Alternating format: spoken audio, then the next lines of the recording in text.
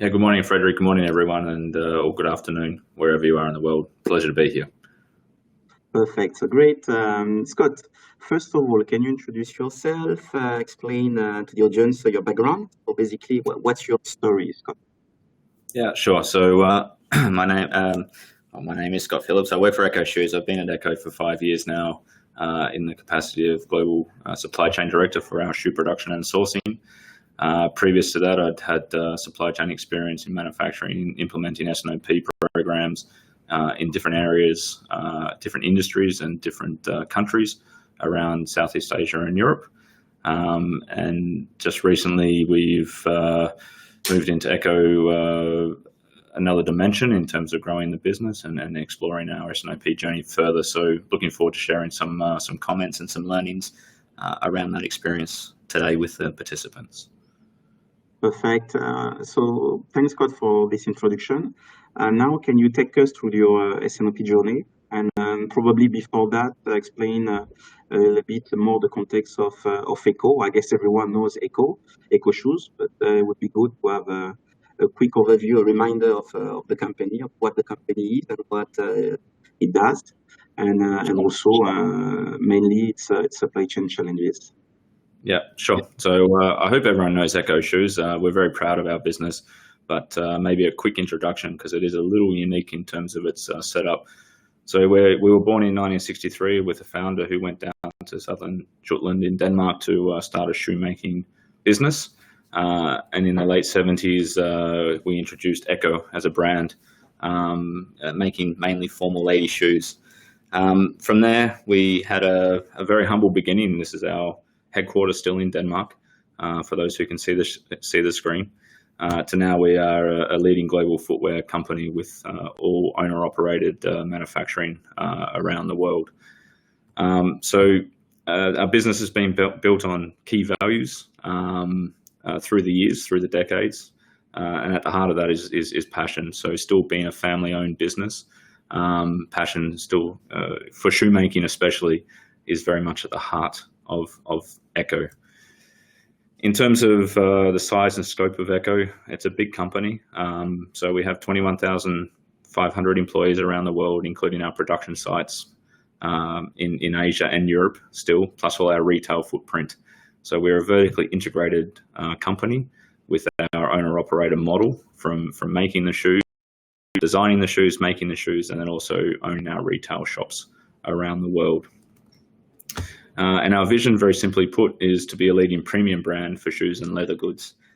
So that's the journey we're on. In terms of some numbers quickly to give you some reference around ECCO as a company, we're at 1.3 billion euro revenue. We're active in 99 markets. We had a profit in 2018 of 210 million euros. Our biggest market is in China for selling shoes, followed by USA and Russia, and then some of our more traditional markets in Germany and the Northern Europe. As we have 6 shoe factories that produce all of our shoes, and hopefully that some people have a pair of ECCO shoes. Our top seller, which you can still get in our retail shops, is the Soft 7, which I highly recommend. A little bit of a plug there, Frederic, if you don't mind. Yep.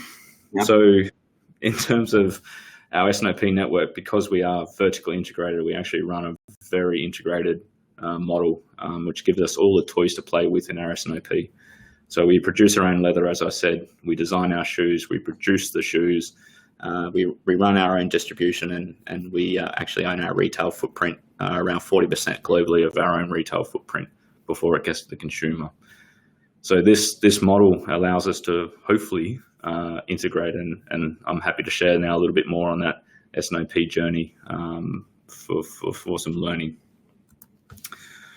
Okay, Frederic, if you don't mind, I'll start on where we began.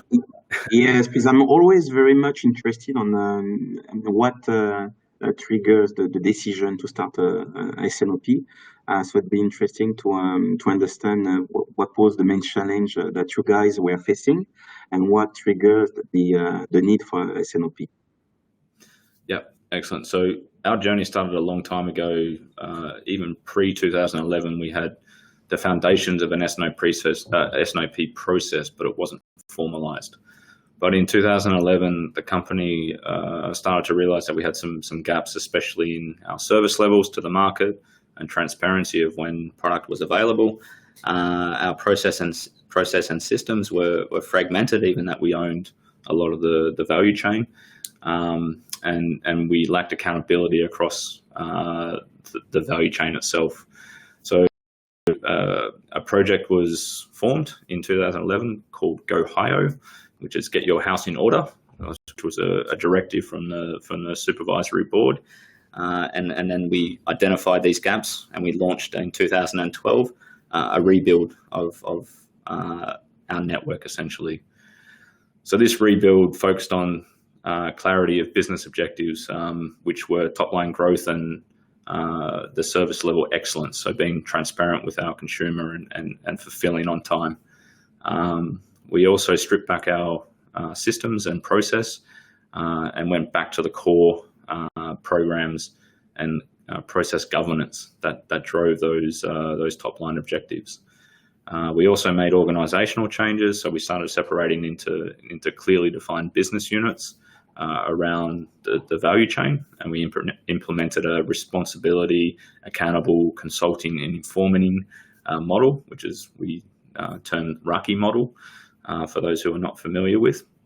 And that gave clarity on which tasks people were responsible or accountable for, who need to be consulted, who need to be informed on each aspect of the value chain.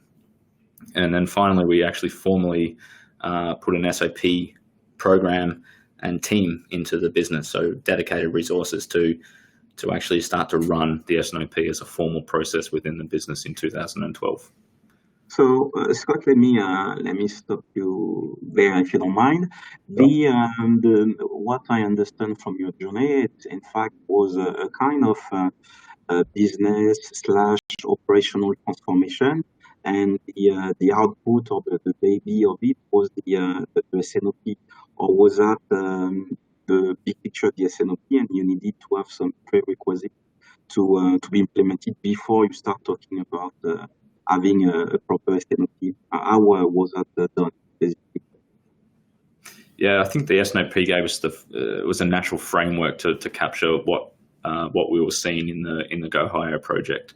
So to be able to focus on clear objectives, to be able to then start to make good value-adding decisions for the business, we needed that framework. And S&OP, given its, although it's been around for many, many years as a process, given its ability to be able to frame an operational model that can deliver that for the business, I think that's why the investment with S&OP was made by ECCO at that time, with dedicated resources and a structure that was more formal.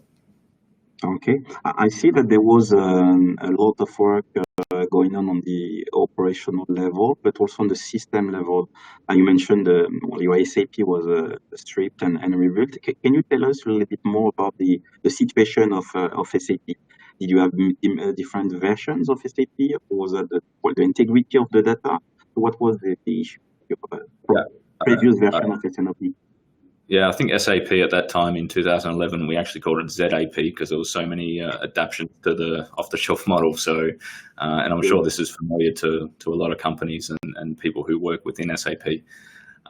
So by having so many adjunct operations to the off-the-shelf version of SAP and what it's meant to be doing, without having that framework to drive what was connected and what was formal in good decision making, we had to strip it back and almost go to off the shelf again, to be able to reset and say, okay, SAP, they know what they're doing in these areas, so why are we keep customizing so much?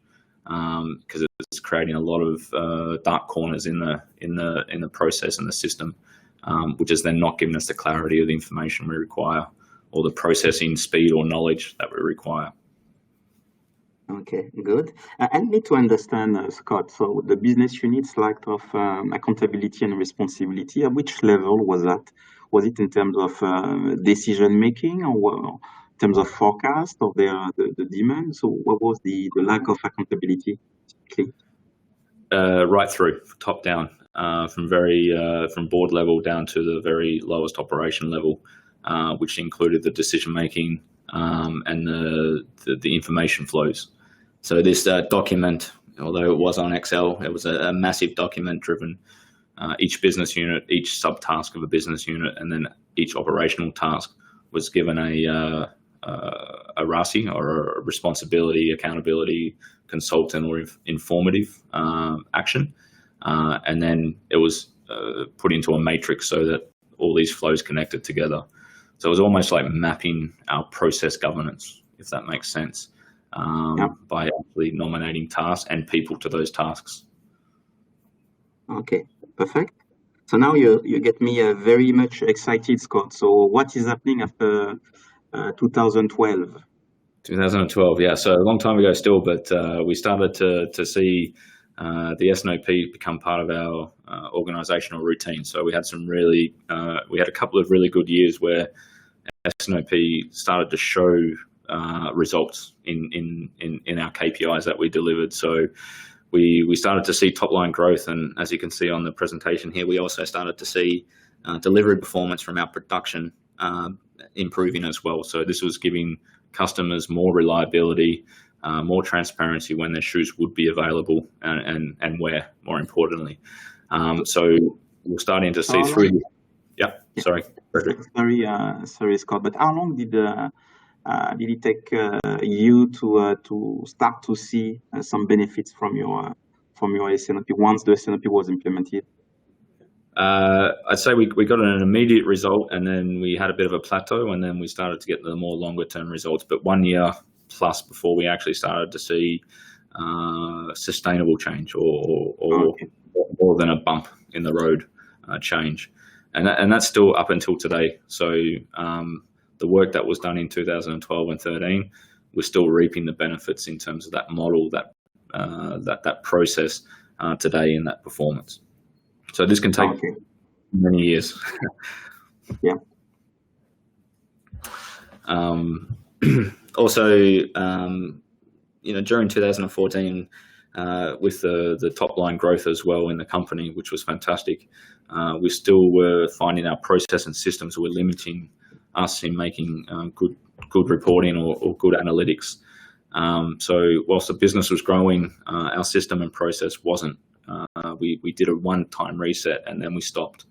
And this was also, we're starting to feel this a little bit more as the market was getting more complex and changing. And the shift in the culture with this RASI model, building these business units and subtasks and more detailed tasks, this was becoming more evident in the organization, and starting to create those sort of glass silos where, well, these are my tasks and I'm responsible for this. This is your task, you're responsible for that. You didn't consult me on this, you didn't inform me.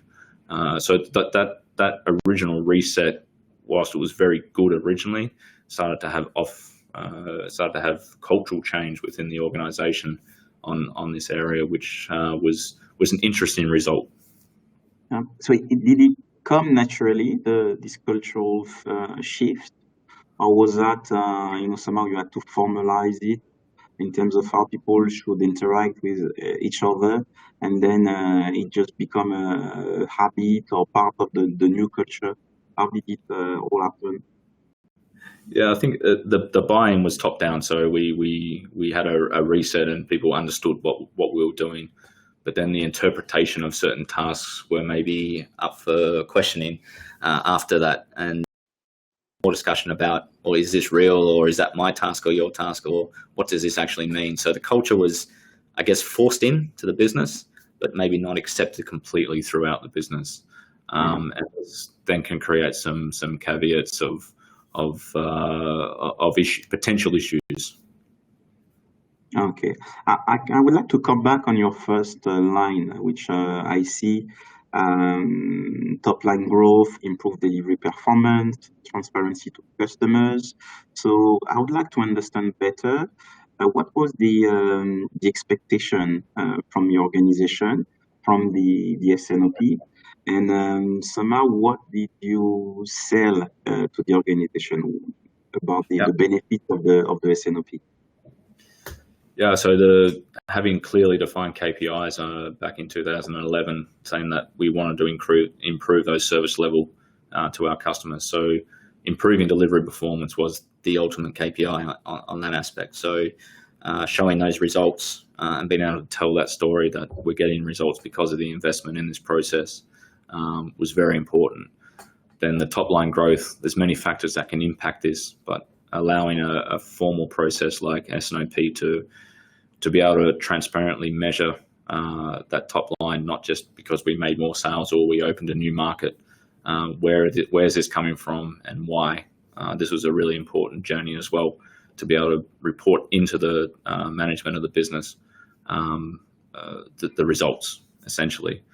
So those clear KPIs are really important. And then the storytelling of how those results came about was just as important in the later years. Yeah, storytelling is usually not our forte on the supply chain community, but it's now a critical skill to have, basically, to explain what would be the benefit, how the organization is going to get out of the S&OP, and if you can't explain in a compelling way, then it falls apart and your S&OP goes nowhere. So that's really an important aspect, which I hear more and more, particularly storytelling. So I think the future of the supply chain professional lies into the storytelling sector, basically. And I know this as well, Frederic, that storytelling is important, but as I'm doing these slides, I realize I'm still presenting like a supply chain professional. So it's not an easy skill to learn when you've been in the background in supply chain for many years, but it's something we must do. Okay. Yeah, good. So yeah, what's next? Yeah, so some of these little things were creeping in that worried us a bit. So in 2015 and through 2016, we actually we continually reviewed our process and procedures, our systems and our results, and we actually hit a bit of a reset button in some areas. So we understood that our customer and our markets were becoming more complex as we were moving towards more of a retail model, an e-commerce model. And this one-size-fits-all approach in terms of our S&OP seemed to become a little bit awkward. So we had to review and understand how we could meet the new demands from these customers. We then looked at our process governance as well, and we actually realized we didn't have an annual map, essentially, in our S&OP. So we went down and looked at our macro activities, which then drive the operational monthly activities. And we came up with our annual plan in what we do, which we still use today very much, and when the important times of the year are. And excuse me, and we started moving a lot of our planning processes onto a cloud-based system, and this was important to come out of less transparent systems, processes, to allow us to make cleaner, quicker decisions on the data that was available. So this was a really important move during 2016. Yeah. So can you explain us, Scott, how does it work, your 2019 outlook from January to December? Yes.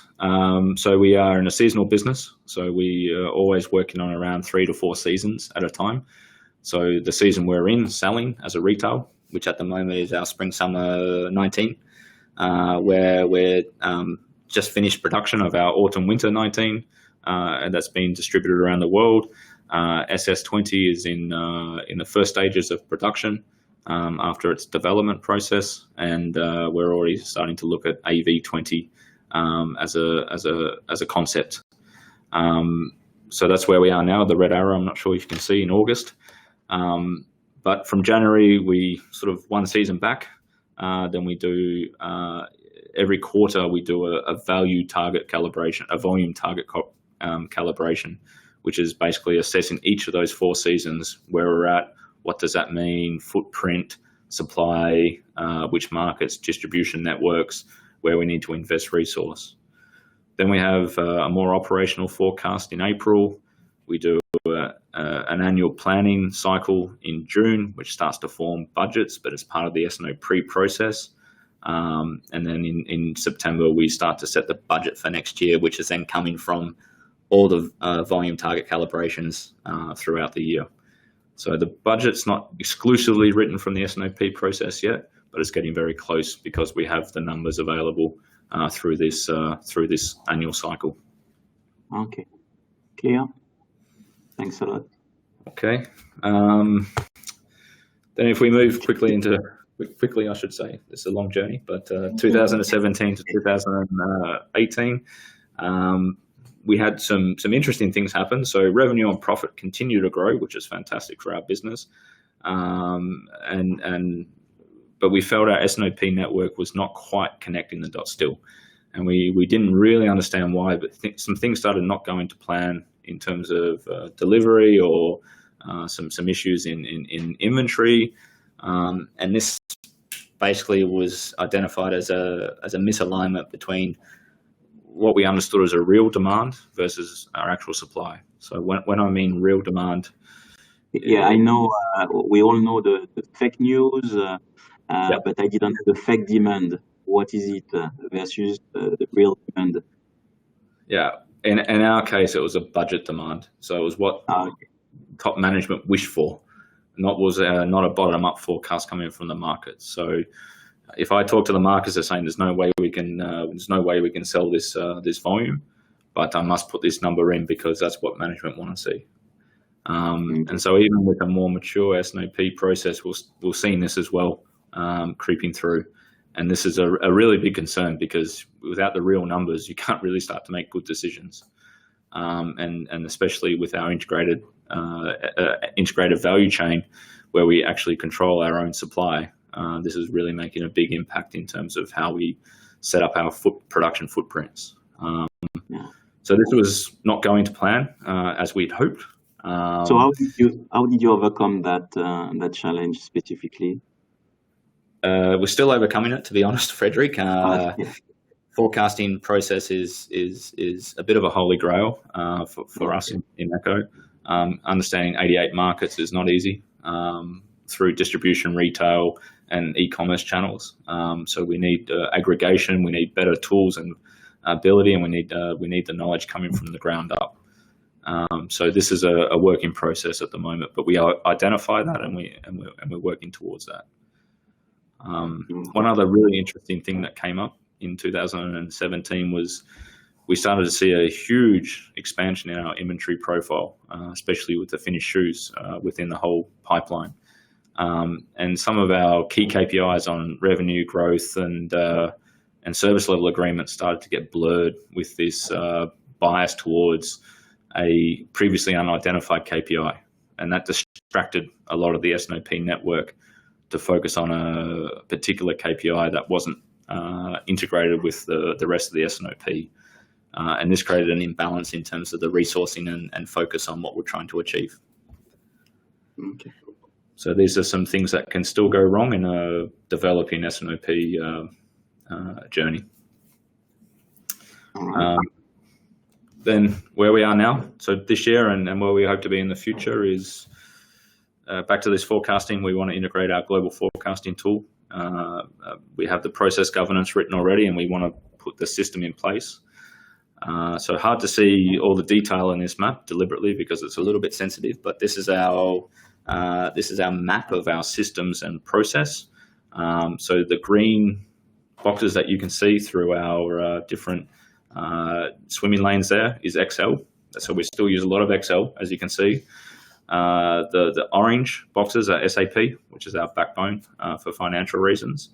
And then the blue is where we start to implement these cloud-based programs, which on one platform. So what next year looks like is a little different. There's many more blue boxes, which is really focused around taking these forecasting tasks out of Excel and into the cloud program to integrate with the rest of the planning activities. Perfect. So we have 2 more minutes, Scott, before we conclude. So I have a question, in fact, that would be beneficial for all the participants today, which is if you had to say, I would say, the top 3 lessons that you've learned across your within your journey, what would be those three lessons?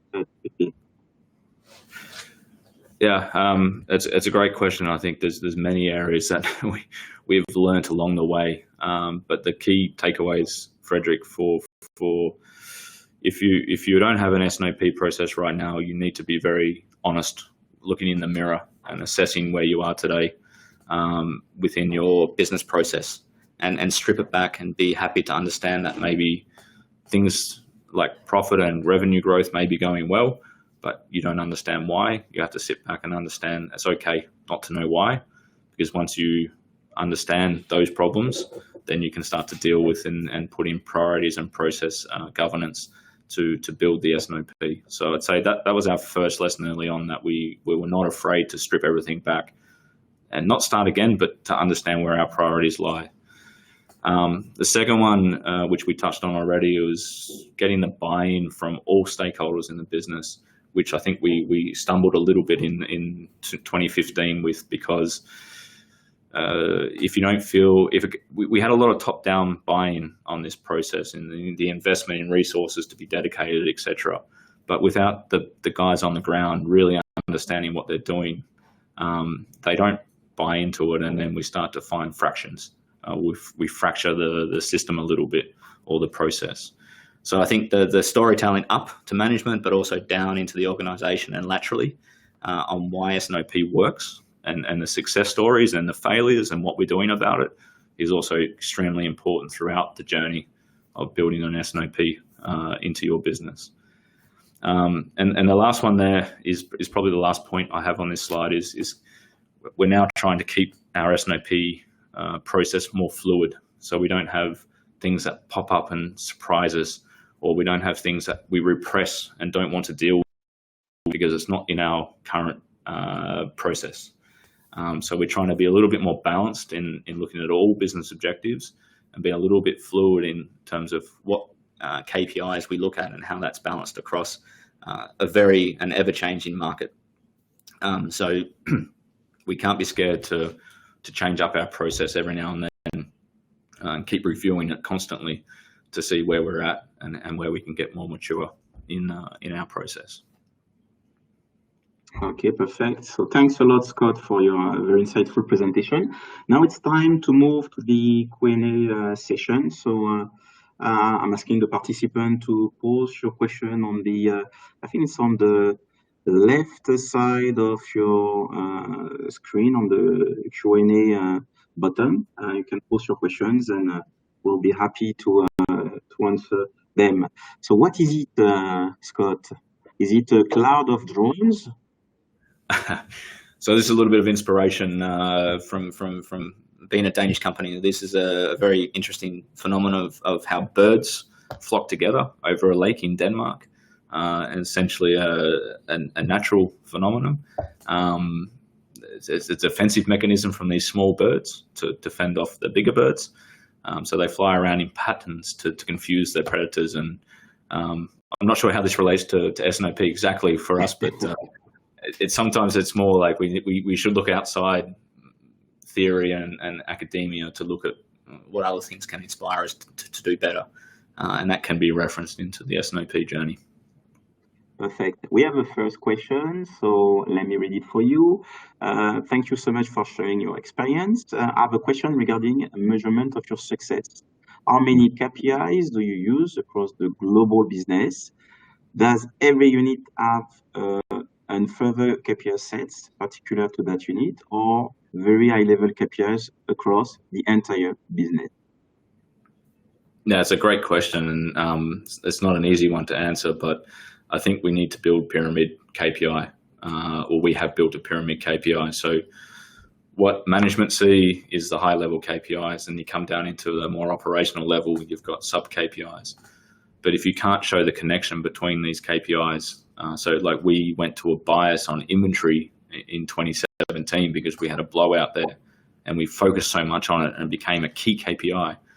Well, that should have already been a key KPI. But then the level of detail we measured inventory was almost it was exhausting. And so all our time in our executive S&OP meetings was spent on explaining inventory positions. and we lost focus. So I think you need to really understand that you have 3-4 KPIs into management, which is around what is a priority for your business. And then you can have, I don't know, hundreds, millions underneath at an operational level, but as long as they reference in to those top KPIs. So we found that works a bit more for us now in a balanced way, and it allows us to maintain priority and resourcing priority on what's important to the business success. Okay, thanks a lot. We have a second question. Hi, Scott. Was Go.io? I don't know how you pronounce it. My pronunciation is not good. So how do you pronounce it? Go.io. Go.io project. Yes, that's initiated by ECCO Exec Board or by supply chain. And if supply chain, what was the key argument to get your board buying? No, it was a top-down project. I guess Go.io was the advertising for the project, the storytelling. So get your house in order was an instruction from management to say our customers are not happy. We're not doing what we should be doing, and we're not making the money we should be making. So go and find a way to get your house in order. And then those business units, including supply chain, had to combine together to work out what was the problems, where the problems were stemming from, and then to come up with a concept to address these issues. And then that was signed off by management. The way that S&OP fits into that was the framework that we used to keep going on improving on those findings from 2011. So it was a review, essentially. Then the Go Higher was a banner project, and then we all got on with it, essentially. So it was not driven by supply chain, it was driven by top management, and supply chain was a part of the working task force in that project. Thanks. Another question. So, hi Scott, which planning tool are you using, and are you happy about it? I'm never happy, so we can always improve things. But we're using a cloud-based programming company called Anaplan at the moment, and that's where we're dropping a lot of our day-to-day operational work onto, using project modules. That's either developed already by them, or we're developing with them. Or the beauty with Anaplan is that you can actually develop the tools yourself in-house without having to have a bunch of IT guys. You can actually get business people, supply chain people to build these models on the cloud. So that's mainly what we're using, but of course SAP is our backbone, and I have to be very honest, we still use Excel spreadsheet like it's still the best processing system in the world. So, but we're trying to get out of that as much as we can. Okay. Another question for you. How do you cater the different interests of products, geographies, business lines, and to what extent do they participate in the S&OP? So we learned that one size doesn't fit all in our model, and we're still now on a journey of learning. For a shoe company, Scott, I think that's pretty much normal. There's several sizes, different sizes of feet. Yeah, I mean, if we walk into a shoe shop and they don't have our size, we lose a sale. So this is unacceptable. So to understand our channels of distribution, which markets are accepting which type of products, and then to match our entire supply network to get to that stage where we don't miss those opportunities is very complex, and we're still on that journey to make it perfect. And I don't think we'll ever get there to be perfect, but we can certainly improve and get better and maximize those sales. So yes, we do look at channel distribution segmentation. We do look at product segmentation, and that is built into our reporting in our S&OP. But as it's aggregated up to our executive, it's a one picture of what the priority is. And right now, our priority is our big profitable markets as a driver, for example. Okay. Hi, Scott. Thanks for the presentation. Was ECCO's culture an enabler or a barrier for the implementation of the S&OP? Absolutely both. having a vertically integrated supply chain or value chain is an absolute massive enabler, because we are working with everyone who works for ECCO. Absolutely, to get things done quickly when everyone buys in is a massive benefit. But then, like living with a family, a brother or a sister, you can have some infighting, and this does become a bit of a prohibitor. So we need to keep reviewing and keep refocusing on what's the objectives, and the S&OP needs to be the framework to be able to drive those discussions in a evaluating way. Okay. Hi Scott, what's your forecast accuracy? Is it considered as a critical KPI at ECCO? I can't give you an absolute number on forecast accuracy. I would say we actually use a KPI called supply plan stability, which is the next best thing for us, and that's at around about 65%. So we change our plans a third of the time to deliver to the market demand. So we are working on bringing those forecasting tools in, which will give us a much better picture on actual forecast error.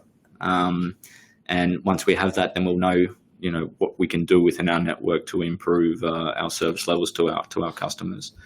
But this is also a change. We're going from a push to a pull model in retail. So there's some other things that we need to consider that we don't today, which makes it difficult on our forecasting process. So probably not a great answer for the participant who asked that question, but it's very important that we get this under control. I think, Scott, the answer is you don't measure the forecast accuracy, basically. I mean, the way most organizations are doing it. Basically, the supply chain stability is a much more meaningful KPI for you guys, which is I would say, different from what others are doing. That's also interesting. Yeah, but we need to move on in that forecasting area, and we are focused on that at the moment in the S&OP network. Okay. Still on the KPIs level, Scott, which KPIs are you reviewing during the exec S&OP meeting? So I don't know if you call it exec S&OP meeting, but that's typically the last meeting with the management. So which KPIs are you reviewing? So we look at revenue, we look at profit year to date.